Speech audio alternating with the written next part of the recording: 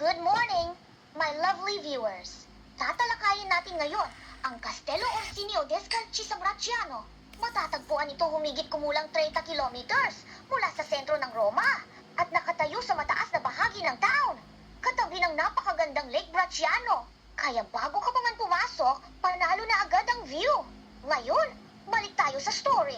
Nagsimula itong itayo at pinatatag noong 1400s ng Orsini family, isa sa mga pinakamakapangyarihang pamilya noong panahon ng Renaissance at late Middle Ages. Ang unang purpose nito ay depensa. Makikita mo yan sa kapal ng pader, sa mga tore, at sa layout na parang hindi ka basta-basta makakapasok noon. Pero habang tumatagal, nag-shift siya mula sa purely military fortress papunta sa mas eleganteng tirahan ng mga noble. Pagdating sa loob, maraming makikita na talagang nagbibigay ng old world vibe. Una, yung mga grand halls at corridors na bathhole na parang bawat hakbang mo may echo ng history. May mga rooms na may mga lumang dekorasyon at may mga bahagi na nagpapakita ng lifestyle ng mga aristocrats noon.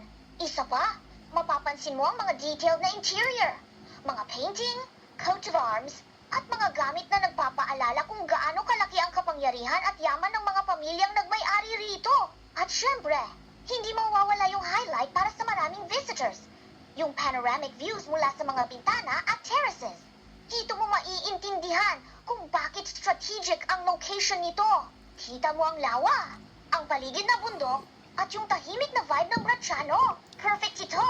Kung mahilig ka sa photography o gusto mo lang ng moment na tahimik, parang nagre-reset ang utak mo.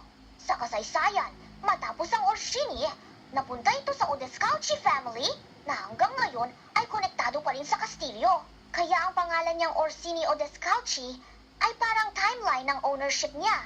Ang maganda pa, very well preserved siya. Kaya kapag nag-tour ka, hindi lang siya ruins o simpleng pader lang.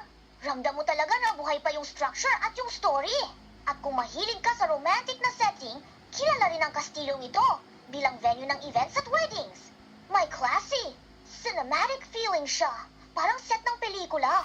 Pero, totoong lugar. Kaya kung bibisita ka, hindi lang ito basta historical spot, kundi experience, history, architecture, at nature, all in one. So ayun, kung nasa Rome ka at gusto mo ng day trip na may culture at view, ilista mo na ang Castello Orsini Odescalchi sa Bracciano. Thanks for watching, and see you sa next video.